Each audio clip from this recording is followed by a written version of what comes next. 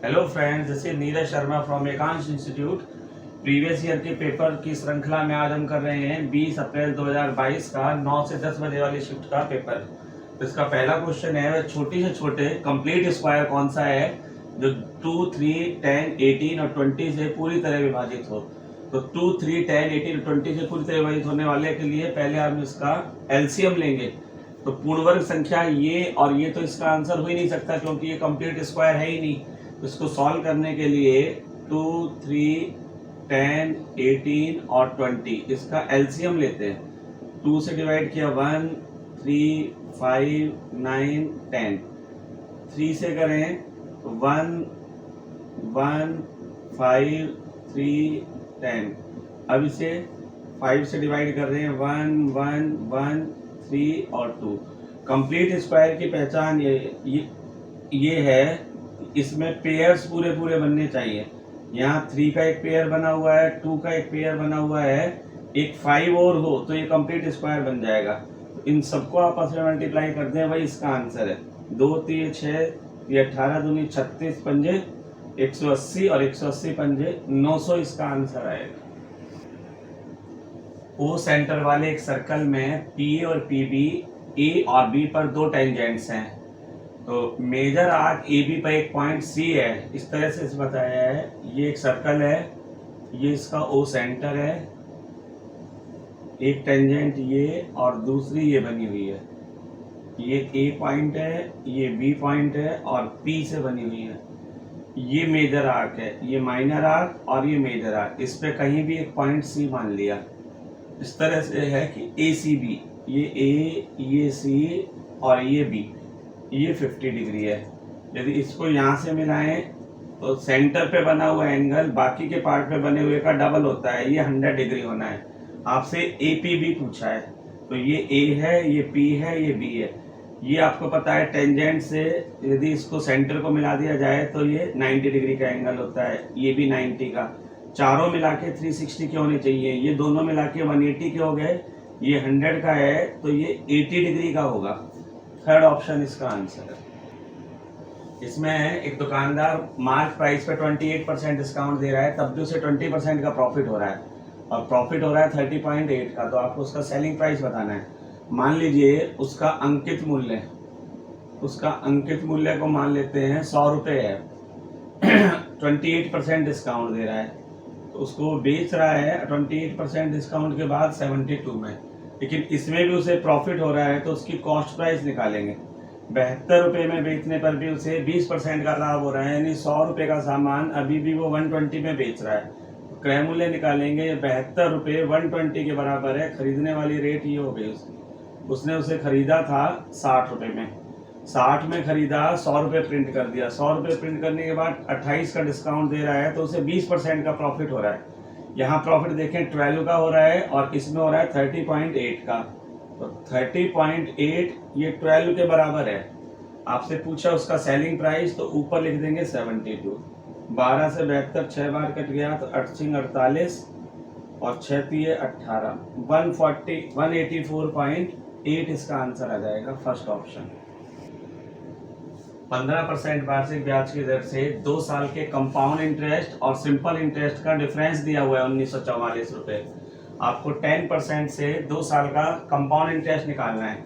15% से 2 साल का सिंपल इंटरेस्ट तो 30% ही बनता है। सिंपल इंटरेस्ट है वो दोनों साल का बराबर बराबर होता है।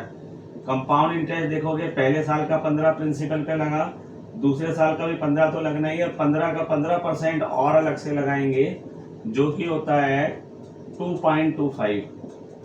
इन दोनों में जो अंतर हुआ है वो 2.25% का है। तो ये जो 1944 रुपये हैं ये 2.25% के बराबर है। लेकिन आपसे 10% से 2 साल का कंपाउंड इंटरेस्ट पूछा है। 10% से 2 साल का कंपाउंड इंटरेस्ट 21% बनता है। 21% आपको निकालना है। सॉल्व करें, 25 को 9 से और ये 4 से, 9 से काट दिया, 9 दूनी 18, 9 एकम 9, 9 छिक 54। 216 को 4 से करोगे तो ये आ जाएगा 864 गुना 21, 21 चौके 84, 21 छिके 126 और 8 134, 21 अठे 168 और 3 171 और 10 181, 18,144 रुपए इसका आंसर आएगा। ये इसका आंसर है। 11 पॉजिटिव इंटीजर्स, इनका एवरेज डी है। यदि लास्ट के 2 नंबर को हटा दिया जाए तो एवरेज कितना कम या ज्यादा हो जाएगा, ये आपसे पूछा है। आपको ये पता है कोई भी कंसेक्यूटिव नंबर होते हैं, कोई भी लगातार नंबर होते हैं, उनका औसत हमेशा बीच में होता है।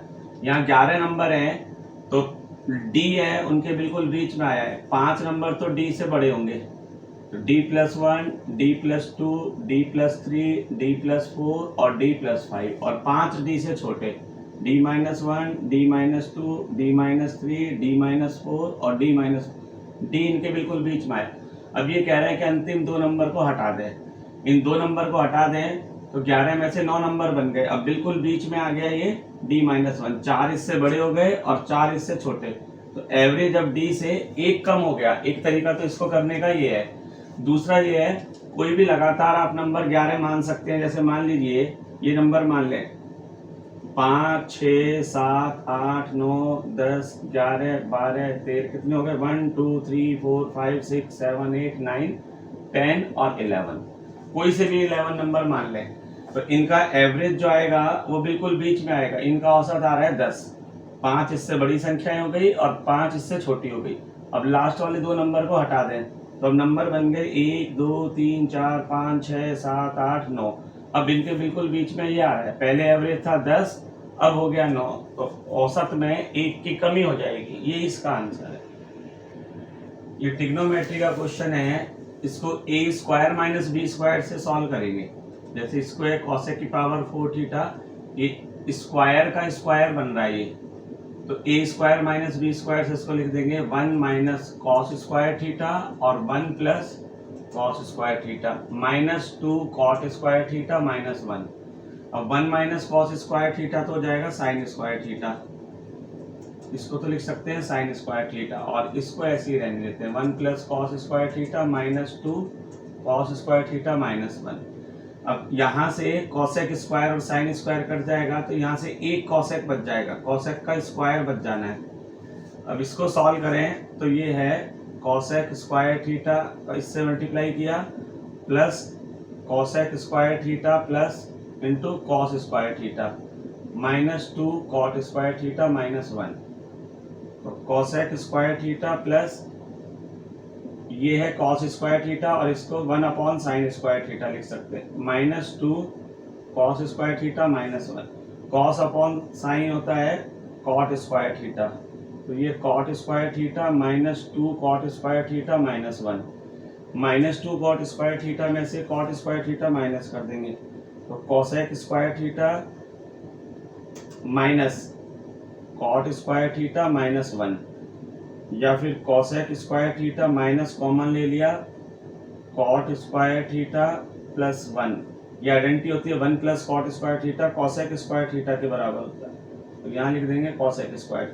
cosec² थीटा से cosec² थीटा माइनस कर दिया, 0 इसका आंसर आना।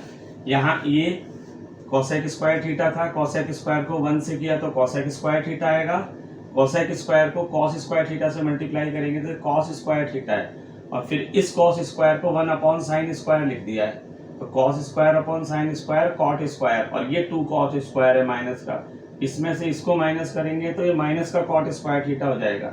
इन दोनों में माइनस कॉमन ले लिया है तो ये एक आइडेंटिटी होती है 1 + cot² थीटा = cosec² थीटा, तो इसकी जगह cosec² थीटा लिख दिया। cosec² से cosec² माइनस करके 0 आंसर आएगा। ए और बी सी से क्रमशः 30% और 50% अधिक है। मान लीजिए 3 संख्याएं हैं ए, बी और सी। सी को 100 मान लें, ए इससे 30% ज़्यादा है 130 हो गई, बी 50% ज़्यादा है 150 हो गई।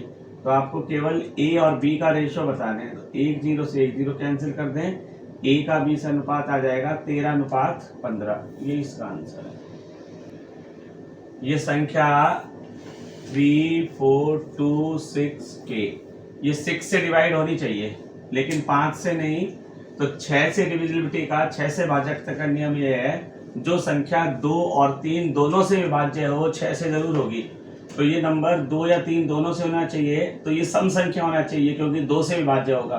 तो इसका आंसर ये 9 और 3 तो आ ही नहीं सकता, इसका आंसर है 4 या 6 में से।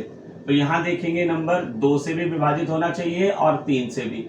तो 3 से भाजकता का नियम ये है, इन नंबर का डिजिट टोटल करेंगे, वो यदि 3 से विभाजित होगा तो ये नंबर 3 से डिवाइड होगा। और साथ में 2 का रूल ये है, यहाँ 2 सम संख्या आनी चाहिए।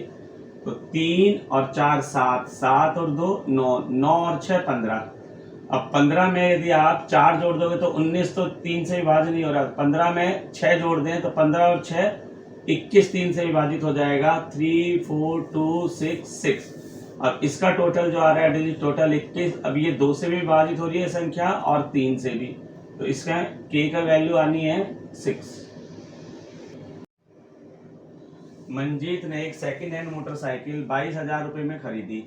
3,000 रुपए उसकी मरम्मत पे खर्च कर दिया और इसे 12% के लाभ पे बेच दिया।